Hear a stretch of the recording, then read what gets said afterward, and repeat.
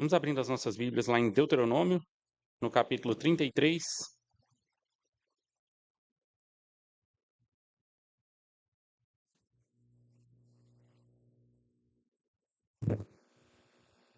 Felizes, gratos pela misericórdia de Deus em nos reunir até aqui, nós vamos agora aprender as suas palavras com toda atenção.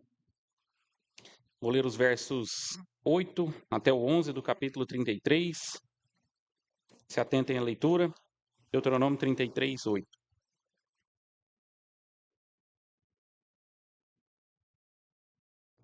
E de Levi disse: Teu Tumim e teu Urim são para o teu amado, que tu provaste em Massá. Entendeste junto às águas de Meribá. Aquele que disse a seu pai e a sua mãe: Nunca os vi, e não conheceu a seus irmãos, e não estimou a teus filhos, pois guardaram a tua palavra e observaram a tua aliança. Ensinaram os teus juízos a Jacó, e a tua lei a Israel. Puseram incenso no teu nariz, e o holocausto sobre o teu altar. Abençoa o seu poder, ó Senhor, e aceita a obra das suas mãos. Fere os lombos dos que se levantam contra ele, e o odeiam, para que nunca mais se levantem. Até aqui. Vamos mais uma vez a Deus em oração. Senhor, profundamente gratos, maravilhados pela sua santa palavra, a sua revelação perfeita que o Senhor nos logrou. Clamamos, ó Deus, para que o Senhor possa nos fazer atentos a essa palavra. Prontos, ó Deus, a ouvi-la, a trazê-la, Deus. Nós sabemos, ó Deus, que temos dificuldades, que somos falhos e pecadores. Por isso clamamos para que o Teu Espírito Santo ilumine as nossas mentes. Guarde, ó Deus, os nossos corações. Que essa palavra, ó Deus, chegue com verdade, com intensidade. Que eu, ó Deus, não prejudique os meus irmãos. Mas que nós, ó Deus, possamos em conjunto, fala e ouvidos, chegarmos, ó Deus, ao pleno conhecimento do Senhor e Cristo. Tendo, ó Deus, assim, sabedoria e graça da parte do Senhor. Assim oramos por meio de Cristo Jesus. Amém.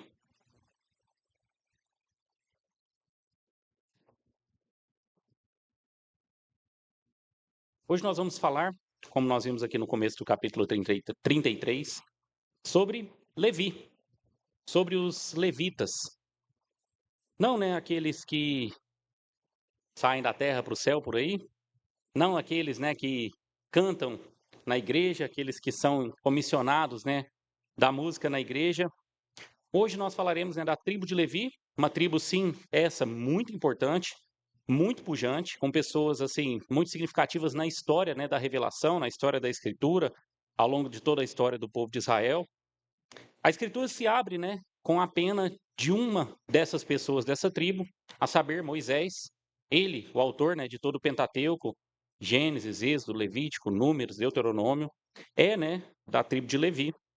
Arão, o irmão de Moisés, eles aqui, filhos de Arão, Joquebede, esses dois irmãos, né, que são ali comissionados para ajudar, né, o povo de Israel, ou para livrar, né, seguir, né, na vontade de Deus no êxodo ali do povo. Ele, Arão especialmente, né, é destacado e reservado para o ofício sacerdotal, ele e a sua descendência.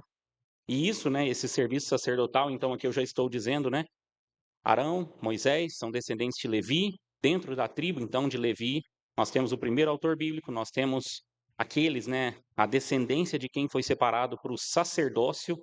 Nós vamos falar um pouco mais sobre a importância do sacerdócio. Pouco antes, né, então, de Deuteronômio, como eu falava há pouco, nós temos o livro de Levítico, o terceiro livro da Escritura, que nós conhecemos, né, como livro de Levítico, onde é discutido todo o sistema sacrificial e outras coisas, especialmente relacionadas, então, né, a o que a tribo de Levi deveria fazer e honrar diante do Senhor, especialmente na figura do sacerdote. Nós vimos também, né, em Deuteronômio, no capítulo 16, 17, as obrigações, funções, o que os levitas deviam fazer, está muito relacionado com o que está ali no livro, né, de Levítico. Tudo isso ligado especialmente, né, e é dado, né, a nós ali em Êxodo, junto, né, com o tabernáculo, junto com a maneira como Deus montou ali o lugar da sua habitação no meio do povo, é dado, né, o que os sacerdotes, o que os levitas deveriam fazer. Essas funções, né, da tribo de Levi, daqueles descendentes, cada um, né, com uma porção do trabalho, eram especialmente relacionadas ao tabernáculo e posteriormente ao templo. Com isso, né, eu já quero adiantar que o templo, o tabernáculo, já não existem mais na nova aliança. Aquela tribo, né, em si, ainda existem, né, descendentes aí, que nós chamamos de judeus hoje, que alguns são, né, de uma descendência carnal de Levi, mas já não há relevância, então, para a igreja dessa tribo, no sentido dessa nação, desse povo étnico, só num outro sentido, mas enfim. E ainda, né, não há essa relevância da tribo como essa pujança sacerdotal ou mesmo levítica de ensinar o povo, a gente vai ver mais essas coisas, ou de cuidar do templo, ou de carregar o tabernáculo, porque eles não existem mais. Já não fazem mais sentido na nova aliança. Na nova aliança, tudo aquilo, né, que o tabernáculo e o templo representavam e para o que eles apontavam foi cumprido em Jesus Cristo.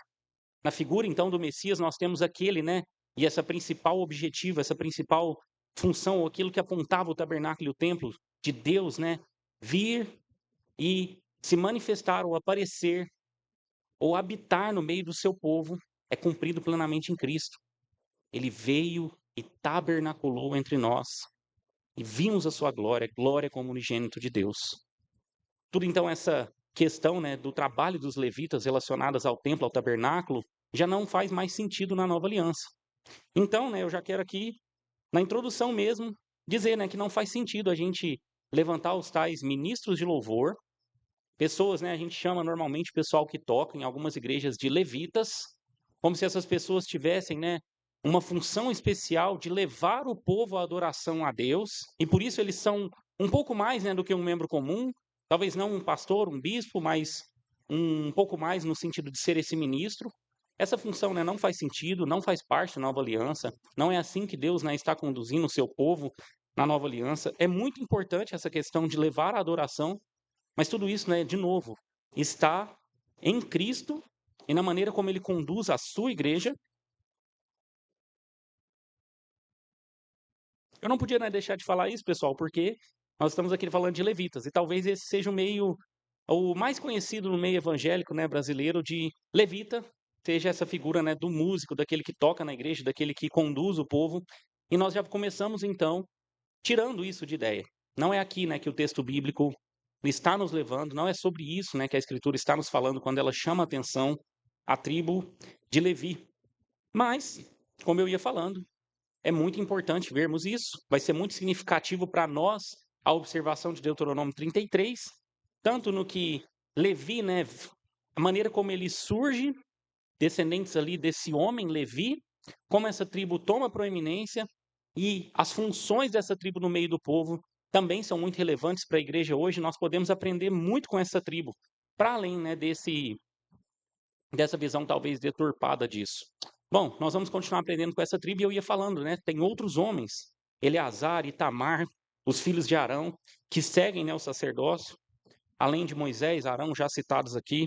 Claro, né, que nem tudo são flores. Nós temos Nadab e Abiú, aqueles, né, que oferecem fogo estranho diante do Senhor. Nós temos o levita, né, que tinha sua concubina ali em Juízes, numa das histórias mais terríveis da Escritura, aquele caso ali em que ele parte aquela concubina, envia, né, pelos territórios, depois dela ter sido molestada e morta por numa outra tribo, e surge ali uma guerra civil.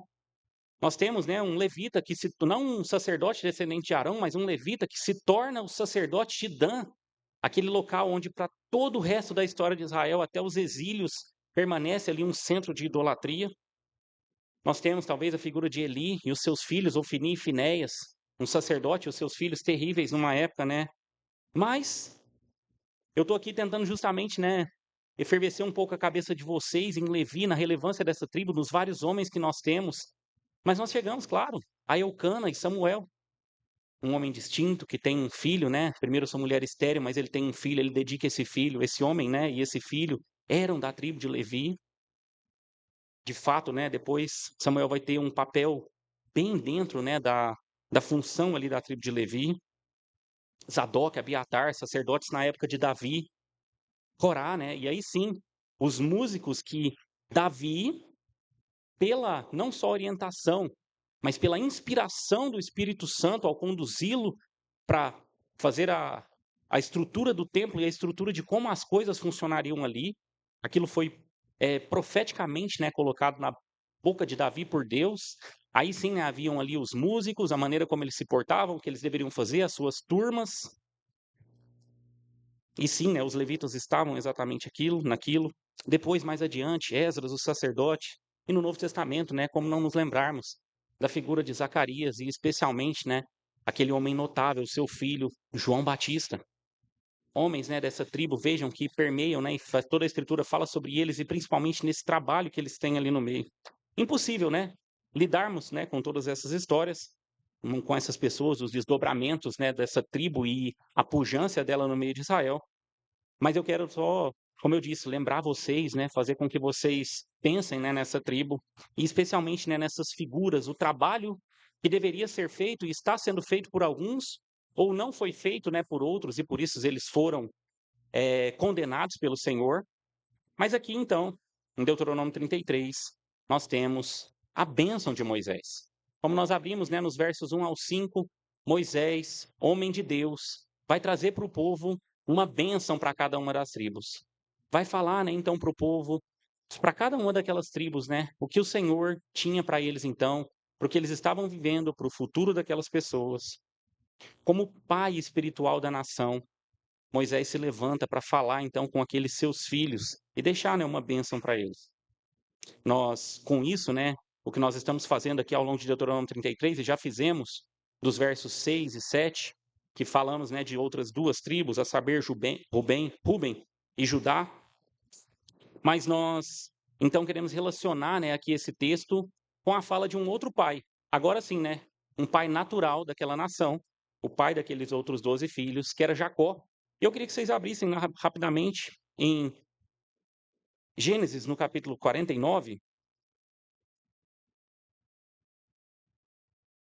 já nos seus momentos finais, bem perto da sua morte, Jacó ou Israel,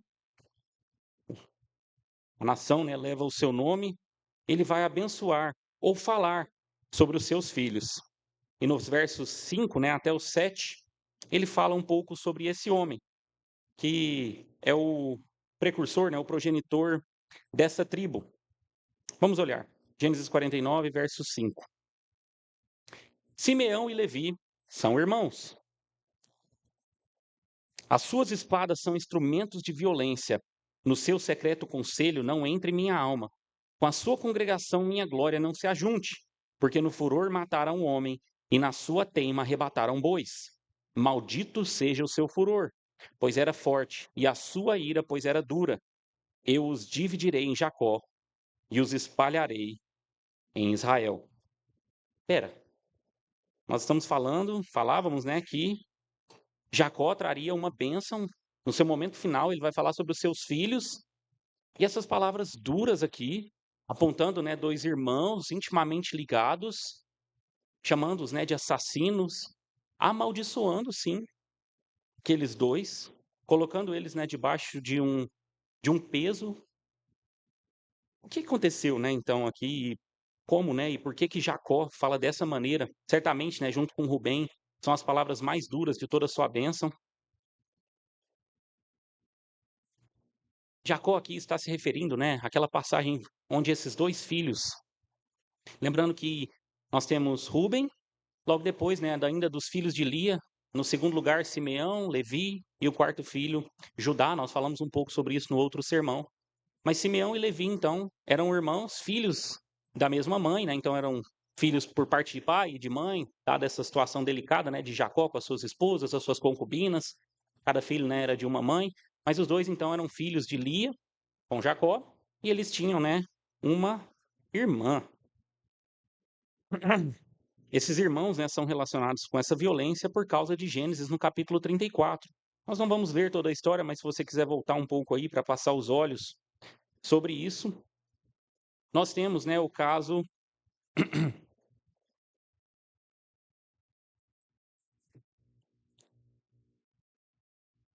a partir aí, né, dos versos capítulo 34, né, como um todo, a partir do verso 1 mesmo, a irmã Diná é humilhada por Siquém, filho, né, de um homem importante, rei de uma cidade ali de Judá. Nós não sabemos, né, exatamente como aquilo se deu, Mas nós sabemos que de alguma forma ali, aquele homem humilhou. Eu acredito que era justamente por conta da situação daquela época, que aquela mulher deveria, né, ser pedida em casamento, acontecer uma oferta, os seus pais aceitarem. O texto, né, como alguns parecem direcionar para um estupro, não parece ter sido o caso aqui. O caso, então, é de um homem deflorar e humilhar uma mulher sem se relacionando com ela, né, antes de se casar ou de propor o casamento. Acontece, né, que ele faz isso e depois, então, pretende fazê-lo. Ele quer casar e tudo mais. Nós não vamos nos alongar muito nessa história, mas os irmãos ali, né, Simeão e Levi, ficam muito chateados, né, com aquela história. Acontece, né, que esse homem, Siquém, propõe resolver toda aquela situação, todo aquele caso. É daqui, né, que eu tiro que o caso parece ter sido, né, consensual e a humilhação é de não ter se casado antes, né, de ter o relacionamento, porque o próprio Jacó, né, parece de certa forma, não que Jacó seja exemplo para tudo, mas tranquilo com essa história de que havia então uma restauração a ser feita, coisa que dificilmente seria feita num caso de estupro. Mas enfim, a restauração a ser feita é que, então ele propôs casar, resolver aquela situação, tomar aquela mulher, dar um dote até acima, né, do que fosse o padrão ali para aquela época, é o que é proposto por aqueles homens. Então, Simeão e Levi armam tipo um jogo, uma cilada. Eles falam, né, e Jacó dá essa proeminência para eles: olha, a gente precisa que vocês se circuncidem. O pedido, né, a princípio até parece válido. Aquela cidade, né, aqueles homens, todos deveriam ser circuncidados para que pudesse então haver essa troca e poderem, né, falar sobre casamentos entre si, para que eles fossem um só povo, em unidade nesse sacramento, na ocasião então a circuncisão, mas eles estavam buscando então uma oportunidade para ferir aqueles homens. Porque a circuncisão, né, ao terceiro dia, o texto diz, ficava, né, os homens ficavam com muitas dores, era muito difícil, muito pesado, e o texto nos diz que ao terceiro dia então, todos os homens daquela cidade tendo concordado com aquela proposta e se circuncidado, ao terceiro dia, Simeão e Levi entram na cidade, matam todos os homens ao fio de espada, destroem, né, aquela cidade, levam, né, em cativeiro crianças, mulheres e ainda, né, despojos daquela cidade, num mal terrível. Pouca coisa se diz depois desse fato, né, a partir do capítulo 35, as coisas seguem, a história de José e tudo mais. Mas essa história não foi esquecida. Profeticamente, Jacó, o pai da nação, não só pai, né, terreno, mas pai espiritual, fala então contra aqueles dois. Ele mostra, né, que aquilo não foi esquecido pelo Senhor. Sim, né, eles usaram de uma artimanha. Haviam possibilidades, né, de lidar com aquilo, seja qual for o caso, mas o caso certamente não passava por aquilo. Jacó então demonstra, né, que a maldade deles foi enorme em fazer aquilo. Mas então nós vemos que eles estão aqui debaixo de uma maldição, tanto Simeão quanto Levi. E de fato a situação é desoladora para Simeão. Eu disse que falaria um pouco, né, sobre a tribo de Simeão no último sermão, porque a verdade é que Simeão não é sequer citado na profecia em Deuteronômio capítulo 33. A gente sabe que na partilha da terra, Simeão, enquanto já tribo, não se sabe mais, né, o de Levi, de Simeão, só se sabe que eles vão para habitar no deserto junto com José. Eles morrem, as suas famílias continuam, né, prosperando ali no deserto, as tribos crescendo. Mas na partilha da terra, lá em Josué, Simeão é sim uma tribo, está contada no meio do povo. Eles recebem, né, uma herança no meio de Judá. Prove ali ao Senhor que os fizesse cair no meio de Judá.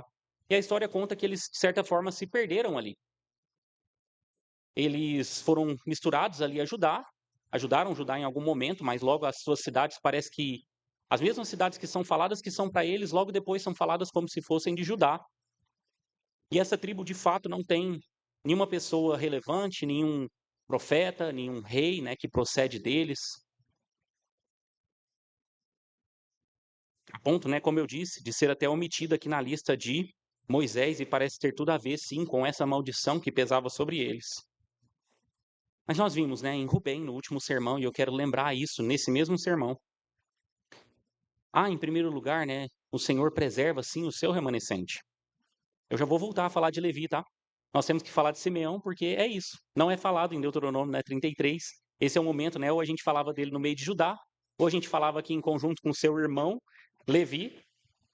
Mas o fato dele não estar aqui já nos revela, né, muitas coisas e é uma lição para nós. Simeão, absorvido por Judá, permanece, né, no sul quando o reino é dividido.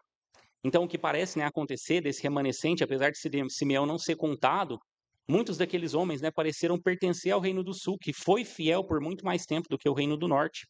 A maioria, né, dos simeonitas ficaram por ali e provavelmente não debandaram, né, na divisão do reino quando o norte se dividiu e depois se deturpou. Nós sabemos que as reformas até do rei Josias chegaram até as tribos de Simeão, esses são citados por nome nesse momento.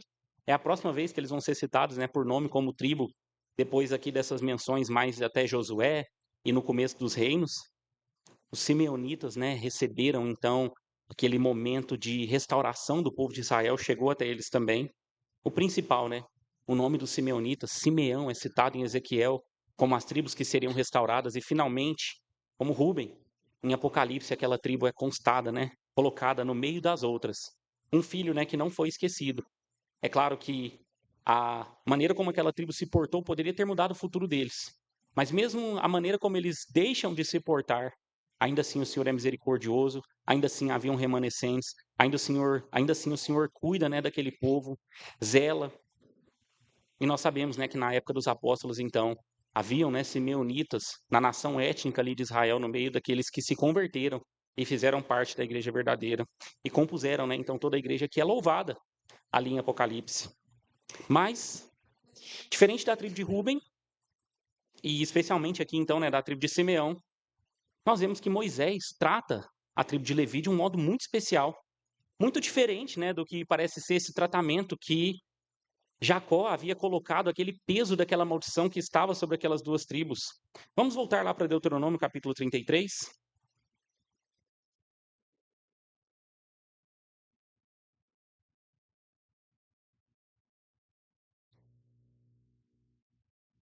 Já falamos um pouco sobre Levi e Simeão, os dois homens, o que eles fizeram. Nós falamos, né, como o pai deles os amaldiçoa. Nós falamos um pouco, né, da tribo de Simeão, como ela seguiu, mas ainda assim, né, tanto o peso da maldição para aqueles que seguem nos seus pecados e ao mesmo tempo as misericórdias de Deus. E agora, né, prestem bastante atenção. Vou chamando vocês aqui, né, talvez o dia esteja um pouco quente, muitos bichos, mas se atentem aqui. Nós vamos voltar agora a nossa atenção então para Levi, que debaixo dessa maldição parece ser colocado de uma maneira muito especial por Moisés. Olhem o verso 8 e principalmente o verso 9. E de Levi disse: Teu tumim e teu urim são para o teu amado, que tu provaste em Massá, com quem contendeste junto às águas de Meribá. Aquele que disse a seu pai e a sua mãe: Nunca os vi, e não conheceu a seus irmãos, e não estimou a seus filhos, pois guardaram a tua palavra e observaram a tua aliança. O que levou, né, essa tribo nesse interim de Gênesis 49 até Deuteronômio 33 a ser colocada aqui, né, por Moisés como essa tribo que é amada do Senhor, que tem um papel no meio daquela sociedade, uma tribo que foi provada, mas aquele então, né, que deixando de lado, e aí fica bem claro aqui no verso 9, né, eu já vou explicar isso melhor, deixa de lado até mesmo os seus parentes, porque e são amados porque guardam a palavra e observam a aliança. É aquilo, né, que eu falava para vocês quando nós nos referimos a Ruben. Nós não precisamos, né, ficar nos pecados dos nossos pais. Não há, né, um tipo de maldição hereditária que persegue, né, aqueles que são filhos de certo homem, de certa pessoa. Grande questão, né, para aqueles que são descendência, talvez de uma pessoa ruim, é mudarem, né, a rota, desviarem ou se converterem daquilo que os seus pais fizeram. E diferente, né, então de Deus, até mesmo, né, trazer peso sobre algumas gerações, ele então, né, trará benefícios, bênçãos e dádivas para milhares de gerações daqueles que o amam, daqueles que os buscam. Nós precisamos nos lembrar, eu não vou deixar vocês abrir de novo, são muitos textos, nós precisamos nos lembrar de Êxodo capítulo 32, o terrível, né, e difícil caso do bezerro de ouro. Eu sei que vocês vão se lembrar, né, quando Moisés estava no monte recebendo as duas tábuas da aliança e Arão ali embaixo, né, sim, um levita. Mas há um detalhe especial, né, dessa tribo, não essa coisa, né, que Arão faz, mas as pessoas ali pedem para que Arão, olha, esse Moisés, nós não sabemos o que aconteceu dele, faz um Deus aí para a gente, né? Um Deus que nos tirou da terra do Egito. Arão lança ali, né, no fogo coisas de ouro que o povo tinha, faz um bezerro. Eis Deus, né, que te tirou da terra do Egito, eles fazem uma imagem do Senhor que não era provada. Aquilo é tido, né, como uma afronta terrível, uma idolatria péssima. E diz, né, o texto que Os homens, né, se perverteram naquilo e começaram a se alegrar de um jeito, né, impuro. Moisés desce do monte, aterrorizado com aquilo. O próprio Senhor diz para ele: esse povo, né, foi no limite. Quando Moisés desce e vê aquilo, ele vai pegar, né, aquele bezerro de ouro, vai destruí-lo, vai jogá-lo, né, nas águas. Mas a coisa já estava tão terrível e esparramada no meio do povo que ele chama: quem é do Senhor que fique comigo? Que venha, né, se ajunte a mim. Quem se levanta, né, naquela ocasião são os levitas. A tribo de Levi como um todo parecem, né, se levantar naquele momento como uma tribo, né, que está com o Senhor, que não estava fazendo parte daquilo que estava acontecendo. A situação é muito terrível e difícil, né, de compreensão. Nós teremos oportunidade de explicar Deuteronômio 32 em um outro momento. Mas Moisés chama, né, para que aqueles homens... Vamos dar uma olhadinha bem rápido, só nos versos 26. É importante a gente ler. Êxodo 32, olhem o verso 26, vocês vão ver o paralelo, né, com esse texto que nós estamos lendo. Êxodo 32, 26.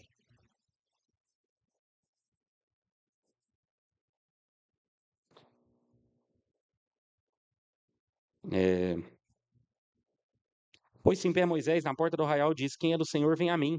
Então se ajuntaram a ele todos os filhos de Levi. E disse-lhes: assim diz o Senhor Deus de Israel: cada um põe a sua espada sobre a sua coxa, e passai e tornai pelo arraial de porta em porta, e mate cada um a seu irmão, e cada um a seu amigo, e cada um a seu vizinho. E os filhos de Levi fizeram conforme a palavra de Moisés. E caíram do povo aquele dia uns 3.000 homens. Porquanto Moisés tinha dito: consagrai hoje as vossas mãos ao Senhor, porquanto cada um será contra o seu filho e contra o seu irmão. E isto para que ele vos conceda hoje uma bênção.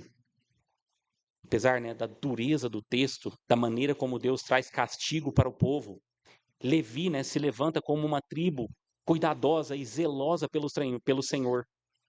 E por causa disso, né, Deus abençoa aquela tribo. Agora vejam, né, se não é o que, voltando lá para Deuteronômio 33, vejam se no verso 9, a referência não é exatamente a Êxodo 32. Aquele que disse a seu pai e a sua mãe: nunca os vi, e não conheceu os seus irmãos, e não estimou os seus filhos. A tribo de Levi se levanta, mesmo contra os seus parentes de sangue, mesmo contra aqueles laços, né, que muitos dizem que é o laço maior. Não, o laço maior, o maior peso sobre as nossas vidas, aquilo que é mais profundo, aquilo que nós devemos, né, ter nos nossos corações com o máximo de amor, essa é a palavra, não são os nossos laços familiares, mas sim o nosso laço, né, com o Senhor.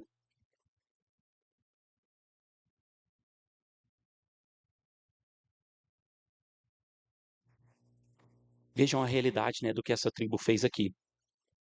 Eles escolheram, naquele dia, amarem mais ao Senhor do que a seus pais, do que a seus irmãos, do que aos seus filhos. Vejam se esse não é exatamente o reclame do Evangelho. Quando Jesus, em Mateus 10, no paralelo, em Lucas, no capítulo 16, nos chama, né, a exatamente isso. Aquele que não amar, ou em Lucas, né, a coisa é colocada de um modo muito pesado, mas bem explicada em Mateus. Aquele que não odiar o seu pai, a sua mãe, ou aquele que então, né, explicado por Mateus 10, não amar mais a mim, o nosso maior amor, o nosso primeiro amor, o principal, né, afeto dos nossos corações deve ser direcionado para o nosso Senhor. E assim os outros amores nas nossas vidas, o amor para com os nossos filhos, para com os nossos pais, para com nossos irmãos, eles serão colocados nos seus devidos lugares. E nós não seremos idólatras. O idólatra é justamente aquele, como Jesus então está contrapondo, que ama mais o seu filho, que ama mais a sua esposa, a ponto de fazer concessões em relação à lei de Deus, à vontade do Senhor, para que a sua esposa seja satisfeita. E aqui nós podemos colocar, é claro, todos os ídolos. Ele faz concessões quanto a si mesmo porque ele se ama mais do que a Deus. Ele despreza a lei do Senhor em relação àquele aspecto porque o dinheiro é o Deus dele. Então ele é colocado em primeiro lugar. É nesse sentido que vem o reclame, né, de que nós devemos amar a Cristo, e esse é exatamente, né, o primeiro mandamento, ou o resumo da primeira tábua da lei, amar a Deus sobre todas as coisas. Nós amamos a Deus quando nós colocamos Ele em proeminência, em primeiro lugar, e não estamos dispostos a fazer concessões para as outras coisas. E então, dessa forma, nós podemos amar o próximo como a nós mesmos. Nós podemos cumprir o restante da lei. Vejam, né, que o que Cristo está dizendo certamente não é que nós deixemos de amar aqueles, né, que são os nossos, até o seu último fôlego na cruz do Calvário. Jesus, como nós vamos ver no Evangelho de João, amou a sua mãe e se preocupou com ela. Amou aos seus irmãos, aos seus parentes de sangue, que estavam ali no meio dos discípulos, por quem ele orara, né? Por exemplo, na oração sacerdotal em João 17, oro por esses, os seus parentes de sangue estavam ali no meio dos discípulos. Até o fim, ele se preocupou com a nação. Como nós lemos um texto em Lucas hoje, Jerusalém, Jerusalém, quantas vezes eu quis trazer você como uma galinha rebanha os seus pintinhos. Até o fim ele amou a cada um dos seus parentes de carne. Ele veio, né, como homem daquela nação, daquela descendência. E ele amou aqueles que eram seus, amou, né, a sua mãe, amou os seus irmãos e cuidou deles até o fim. Certamente as palavras de Jesus não são para que nós odiemos ou deixemos de lado as nossas funções, o nosso papel, que é cuidar dos nossos pais. Quando eles estiverem mais velhos, então, a nossa preocupação deve ser para com eles. Os nossos filhos, então, nem se diz, né? O que nós vimos agora no final de semana passado, não só, né, com o básico ali de alimentação, dormir, mas algo mais profundo que é a instrução, a educação, ainda mais a educação não só de saber ler e escrever ou aprender as coisas desse mundo, mas serem educados na lei do Senhor. Todas essas são coisas que Jesus não está deixando de lado quando traz essa fala. Mas o que ele está deixando muito claro, e ele mostra que na bênção que ele traz para Levi, e é uma bênção então que pode estar sobre nós, é que ao amarmos a Deus em primeiro lugar, colocarmos Cristo contra o centro, como centro das nossas vidas, não a você mesmo, não, você não é o centro, mas se Jesus Cristo for o centro então da sua vida, dos seus pensamentos, da sua história, ele sim será galardoador daqueles que o buscam. Ele sim trará bênção para a sua vida, a bênção mais especial de todas, que é estar no centro da vontade dele e fazer aquilo que ele te chamou para que você faça, sendo pai, irmão, mãe, trabalhador nesse mundo, especialmente membro do corpo de Cristo, apoiando a causa de Cristo, apoiando esse reino que é pujante, que avança, que vence. Essa é a bênção do Senhor. E então colocando paz no seu coração. Não, nós não estamos debaixo, né, de uma maldição. Você pode ter nascido nesse contexto do Brasil que é carnavalesco, sensualístico, funkeiro. Mas você não precisa abraçar essa sensualidade. Nós podemos, né, ir para longe dela, buscarmos, né, a santidade, a castidade nos relacionamentos. Você nasceu, sim, no Brasil, dos jeitinhos, das maracutaias políticas, mas você não precisa fazer isso no seu dia a dia. Você pode e deve se afastar dessas coisas, né, desse jeitinho brasileiro, passar a se portar como um homem bíblico, que toma decisões pautadas na Escritura, que não faz as coisas no jeitinho, na maracutaia.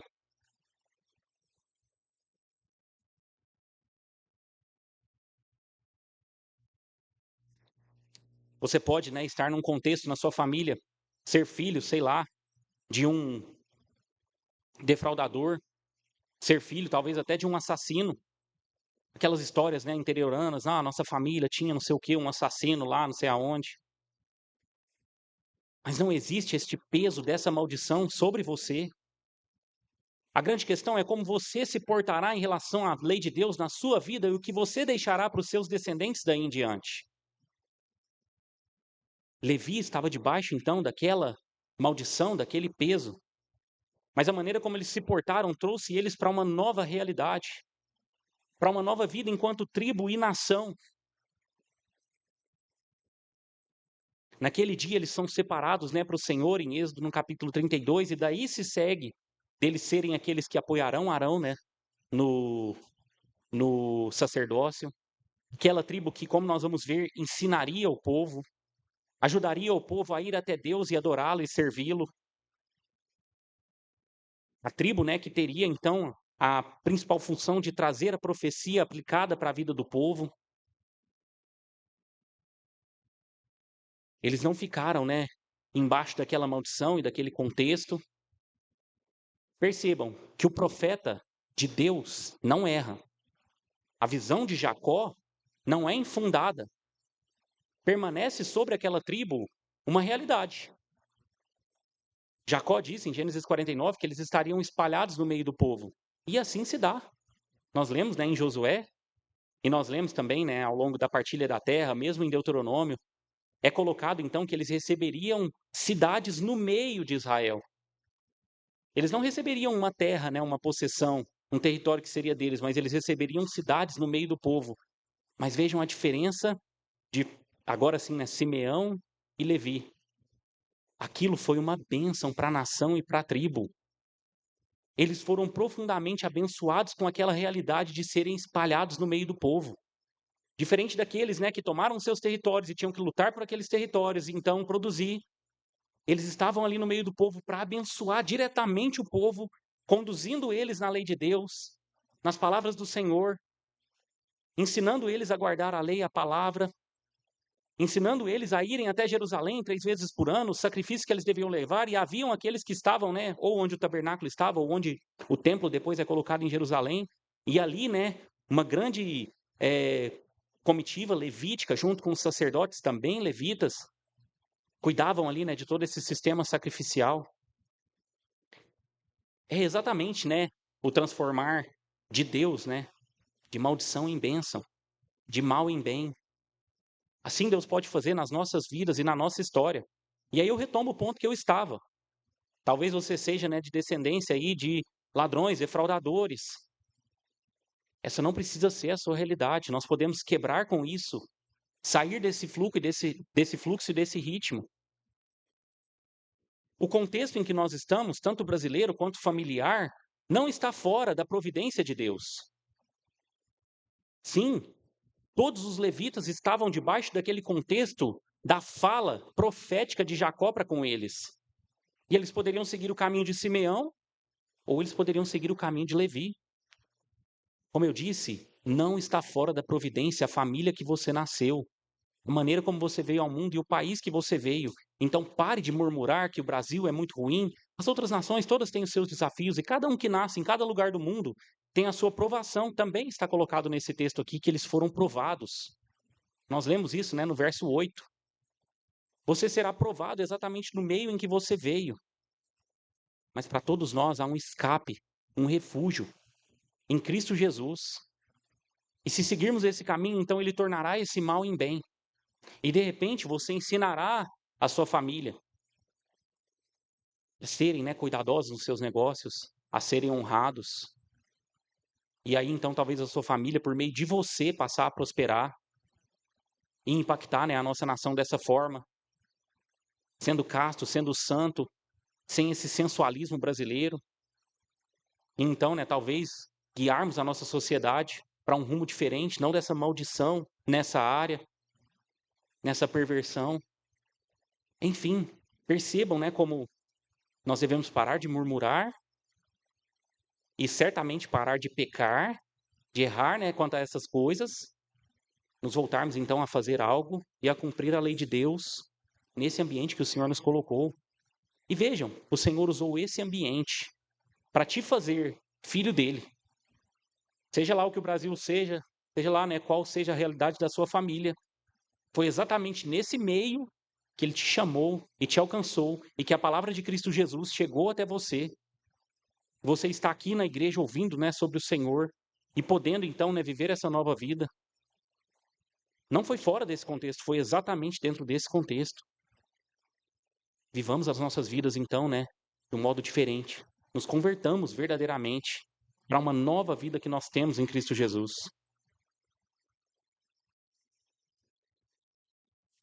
Meus irmãos, há sim um pouco mais para vermos nesse texto. E nós vemos no verso 8, né, que o teu Urim, voltando lá para Deuteronômio 33, se você ainda não está lá, Deuteronômio 33, 8. O teu Urim e o teu Tumim são para o seu amado, que tu provaste em Massá, com quem contendeste junto às águas de Meribá. Urim e Tumim, para explicar muito brevemente, eram ali pedras que eram colocadas, em Êxodo é dito, né, que pedras deveriam ser colocadas na estola sacerdotal, e de algum modo elas revelariam a vontade do Senhor em causas difíceis. Nós não sabemos nem como essas pedras eram usadas. Graças a Deus por isso. Porque a ideia não é certamente que teriam lançadas sortes, pedras. Não tem nada a ver, né, com esses tipos de mágicas para tentar descobrir o futuro ou qualquer coisa assim. Tinha a ver com a vontade revelada de Deus para Israel. E ela estava no peitoral do sacerdote, na tribo de Levi. Para encurtar, né, bastante o argumento, na medida então em que Deus vai se revelando para o povo profeticamente, e a figura do profeta toma proeminência, inclusive acima do Urim e Tumim, e na medida então que a revelação vai se desdobrando e a palavra de Deus vai sendo escrita e colocada, nós temos, né, no Novo Testamento o desuso completo disso, até porque, de novo, estava ligado ao sacerdote, à estola sacerdotal, à antiga aliança voltada para o templo, e fica bem claro, né, então, que nos últimos dias nos falou pelo Filho, tendo Deus se revelado, né, de muitas formas, de muitos modos, por sonhos, profecias, Urim e Tumim. Nos últimos dias nos falou pelo Filho. E tendo o Filho comissionado os seus apóstolos para escreverem sobre ele, então nós temos Cristo revelado. E nele, como ele mesmo diz, a glória do Pai revelada para os homens. A Escritura, então, completa nas nossas mãos. Não há mais nada, né, que nós precisamos, então. Nós precisamos dessa revelação. Essa é a vontade do Senhor para a sua vida. Nós não ficamos buscando, né, em agoureiros, em feiticeiros. Qual será, né, o futuro ou as coisas que nós devemos fazer? O que você precisa fazer está aqui. Esse é o legado, né, de Levi. O legado principal, né, que estava em Levi, que aponta para Cristo. De trazer a vontade revelada de Deus para os homens, por meio da sua palavra fiel, inspirada. Essa é a vontade de Deus. Não pensem que aquele modo de revelação era superior a esse. Nossa, olha lá o tanto que o Urim e Tumim era sensacional.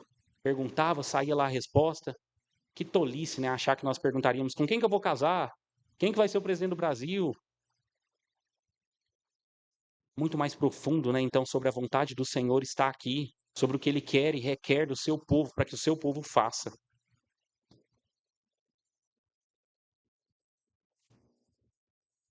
Que tu provaste em Massá, então Urim e Tumim estava com Levi. Vejam como essa tribo é destacada, né? Que tu provaste em Massá, que contendeste na água de Meribá. De novo, né? Eu falei para vocês no último sermão que eu quero incentivá-los, né, ao longo dessa série em Deuteronômio 33, a se atentarem, né, à Escritura. Quantas coisas nós já nos referimos aqui hoje, quantas passagens bíblicas, quantas histórias do Antigo e do Novo Testamento, que nós precisamos estar atentos. Na sua leitura, né, anual, na sua leitura diária, não passe, né, por cima dos detalhes da Escritura. Ao longo de uma boa compreensão de toda a Escritura, nós chegaremos, né, a uma compreensão geral. E vejam, o povo do Senhor, né, perece por falta de conhecimento. Não deve ser assim, né, com o povo de Deus. Nós não devemos perecer, mas nós devemos estar sustentados por essa palavra. Não são detalhes históricos sem graça que eu não gosto.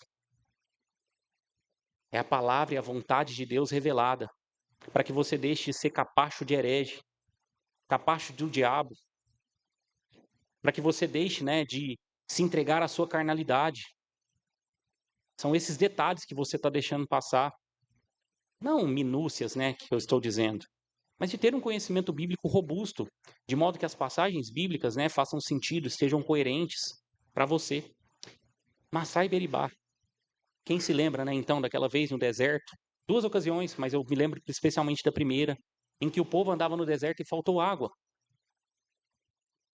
E o povo, né, então ali sente sede, reclama e murmura. Que, né, a estrutura do verso está no singular e eu acredito porque ela aponta para Arão, para o sacerdócio que estava em vista na pessoa de Arão. Provado, contendido pelo Senhor ali, ele é sim, né, aprovado ao cuidar do povo, ao aguentar a murmuração, a interceder pela nação. Nós precisamos passar adiante. Verso 10. Ensinaram os teus juízos a Jacó e a tua lei a Israel. Puseram incenso no teu nariz e o holocausto sobre o teu altar. Nesse verso, então, o cerne do que Levi havia sido chamado para fazer. Nós já vimos, né? Eles então tinham como base então trazer a revelação do Senhor, que eles foram aprovados para isso, tanto o verso 9 quanto o final do verso 8. Mas então, o privilégio, né, para essa tribo, que é a tribo do Senhor, é que eles ensinariam os juízos e a lei a Israel e conduziriam, né, a nação na adoração. O que o Senhor estava os levantando para fazer no meio da sociedade, e por isso mesmo que eles estavam dispersos, né, por toda a nação, é que eles ensinassem. Que eles pegassem a escritura, abrissem e lessem, né, para as pessoas e explicassem o que estava sendo colocado, quais eram os desígnios do Senhor. Eu já citei o rei Josafá para vocês, um dos reis reformadores, quando, né, na época dele, ele estabeleceu juízes, tal como Deuteronômio 14, 15, 16. Esse mesmo rei Josafá também estabelece as coisas em Levi dessa mesma forma. Ele levanta levitas e os manda por toda a nação, pregando, ensinando, chamando o povo a atenção à lei. Assim, né, os levitas fizeram ou deveriam fazer, na maior parte do tempo, esse ensino, né, para todo o povo. Passando bem diretamente a aplicação desse texto, nós não temos, como eu disse, a tribo de Levi, ou essa tribo, né, não é mais significativa nesses termos de ser uma tribo, então, de ensino para o povo. De novo, nós nos voltamos para Cristo. Nos últimos dias nos falou pelo Filho. Quem, né, então, traz, quem é aquele que revela a vontade de Deus, do Pai, para todos nós? Ele é o sumo pastor. Ele é aquele que ensina o seu povo. É aquele que anda no meio da igreja e fala pelo seu Espírito Santo ao coração dos crentes. O ensino, aquela ideia então dos levitas no meio do povo, ensinando o povo. No Novo Testamento, isso fica claríssimo, como aquela tribo apontava para a figura de Cristo e o seu ensino entre a sua igreja. É claro que hoje, então, aqui há uma similaridade, e ele levanta, né, e há, assim, no papel dos levitas, uma parte, né, do papel dos levitas colocado sob os ombros dos pastores. Nós, pastores, então, somos comissionados a, debaixo, então, do sumo pastor, ensinados por ele, ensinarmos, então, a sua escritura, da mesma forma, né, em que os levitas faziam. Jesus Cristo, então, preocupado com a sua igreja, tendo, né, mostrado que aquela revelação anterior eram somente sombras. Na nova aliança, comissiona apóstolos para que eles passassem e fundassem a igreja, e nessas igrejas elegessem pastores e mestres, homens que ensinassem a sua igreja. E por essa tradição nós seguimos por 2000 anos de história da igreja, dessa mesma forma, elegendo pastores no nosso meio, homens então que são vocacionados por Deus, que a igreja reconhece essa vocação e passam a ensinar a igreja a observar os juízos e a lei de Deus.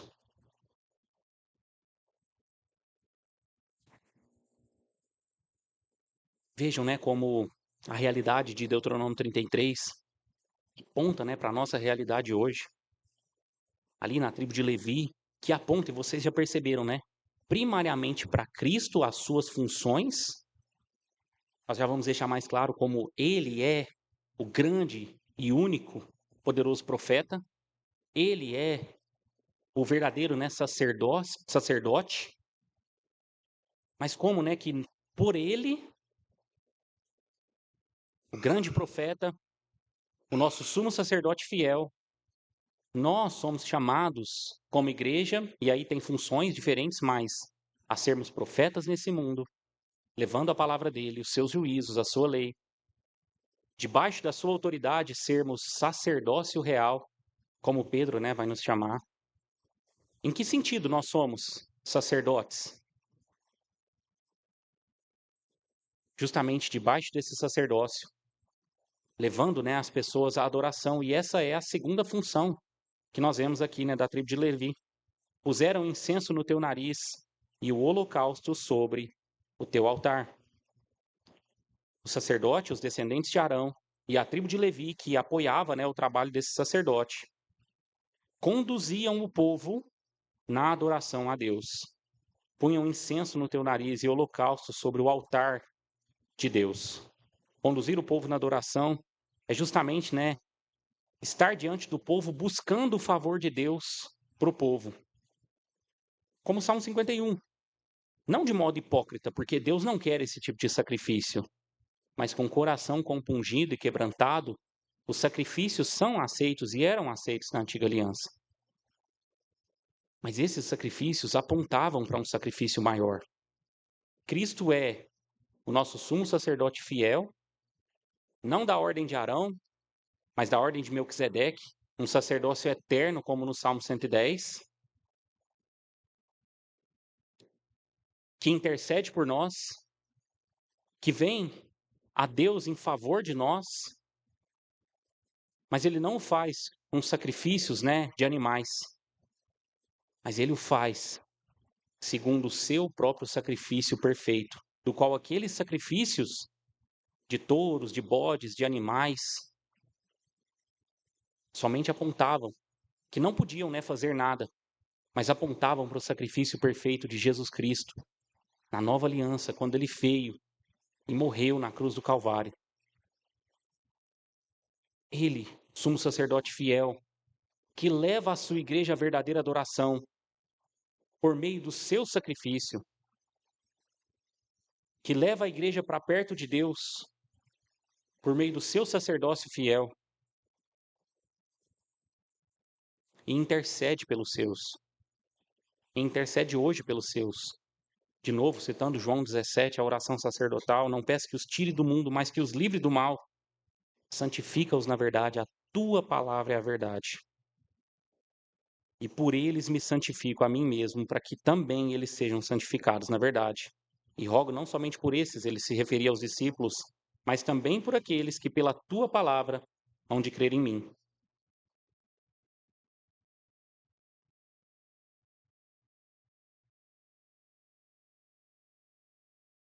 Debaixo do sacrifício de Cristo, do seu sacerdócio, nós oferecemos sacrifícios de louvor. Nós somos chamados, né, a nos sacrificar também. Rogo-vos, né, que ofereceis. Salmo 140, as suas orações, né, sobem como aroma suave. O pastor nos explicava, né, eu lembro bem dessa lição em Êxodo, quando fala do incenso, como são as orações do santo, isso fica muito claro, né, pelo texto em Apocalipse. Paulo lembra, né, o pessoal de Filipos, que até as ofertas deles, então, colocadas diante do Senhor, iam, né, como cheiro suave diante do Senhor. Vamos abrir um texto só, e eu só vou abrir esse porque não tem tempo de abrir os outros. Efésios capítulo 5, verso 2. E andai em amor, como também Cristo nos amou, e se entregou a si mesmo por nós, em oferta e sacrifício a Deus, em cheiro suave. A oferta e o sacrifício dele foram como cheiro suave ao Senhor, que subiu, que fez propiciação em nosso lugar. E nós somos chamados, então, a andar como ele andou, a amar como ele amou. Eu já disse a vocês que amar é precisamente cumprir toda a lei. Aquele que me ama guarda os meus mandamentos, João 14. Amar como ele amou é seguir todos os preceitos, os juízos, as ordenanças que vocês estão lendo na palavra revelada dele, que vocês estão ouvindo aqui cada final de semana, naqueles que ele levantou como pastores dessa igreja. Não tomem, né, esses sermões, a sua leitura, como qualquer coisa. É a vontade revelada de Deus para que você aprenda a amar como Cristo. E assim as suas orações, a sua adoração, suba, né, como aroma agradável diante de Deus. E ele te abençoe. Verso 11 de Deuteronômio 33. Abençoa o seu poder, ó Senhor, e aceita a obra das suas mãos. Fere os lombos dos que se levantam contra ele e o odeiam, para que nunca mais se levante. Ele prova os seus, mas ele abençoa. Aceita a obra das suas mãos. que a nossa adoração, a nossa oração, o nosso louvor, que ele seja aceito pelo Senhor, por andarmos em conformidade à sua palavra, nos caminhos que Cristo andou, por causa de Cristo. E aqueles, então, né, que se levantam contra a igreja, que se levantaram, né, contra a tribo de Levi, enquanto ela ia manifestando e pregando, né, a Deus. Sim, eles tiveram muitos opositores, especialmente o nosso Cristo teve os piores, né, opositores. Também a igreja de Cristo não está, né, fora disso. Mas a oração intercessória do profeta, que aponta, né, para o sumo sacerdote que intercede por nós, aceita as orações, a obra das suas mãos, fere os que se levantam contra e odeiam, que eles não se levantem. É o poder de Deus contra os inimigos da igreja. E a bênção, né, e o favor do Senhor para aqueles que são seus. Vamos orar mais uma vez? Senhor, nós nos maravilhamos, Deus, com a sua palavra. Em como, ó Deus, o Senhor, por toda a Escritura, fala, ó Deus, essas verdades. Fala, ó Deus, sobre a realidade do teu Filho, o Messias prometido e esperado, e que agora veio e se revelou. Teu Filho, ó Deus, sumo sacerdote fiel, sacrifício perfeito e agradável ao Senhor, que fez propiciação por nós, que intercede por nós e nos ensina em nossos corações, pelo seu próprio Espírito, que traz, ó Deus, essa vontade revelada. Obrigado, ó Deus, pelo teu Filho Jesus Cristo, todas essas obras grandiosas que estão nele, que ele manifestou na antiga aliança nessas sombras, mas trouxe plenamente na nova aliança para que percebêssemos, para que entendêssemos. Que nós, ó Deus, sim, andemos no exemplo, nesse exemplo bom da tribo de Levi. Possamos, ó Deus, cumprir o nosso papel nesse mundo, independente, ó Deus, do contexto em que estivermos, e honrarmos, ó Deus, o Senhor com as nossas vidas. Ajuda-nos, ó Deus, a andar nos seus estatutos, nos seus juízos, na sua vontade, ó Deus. Verdadeiramente, Deus, agradar ao Senhor com as nossas vidas. Tem misericórdia, Deus, do seu povo, da sua igreja. Nós não sejamos, ó Deus, cegos e alheios, ó Deus, à sua vontade revelada, mas que a sua escritura, ó Deus, seja sempre lida, cuidadosamente observada por nós, e especialmente, ó Deus, que o teu Espírito Santo, então, aprofunde essa palavra nos nossos corações, para que andemos, ó Deus, na vontade do Senhor, e colhamos, ó Deus, os benefícios de andarmos nos seus caminhos, de sermos, ó Deus, galardoados e abençoados pelo Senhor. É o que queremos colher, ó Deus, não por nós, não somente, ó Deus, pelo amor do Senhor e pela sua graça que nos alcançou. Assim oramos por meio de Cristo Jesus. Amém.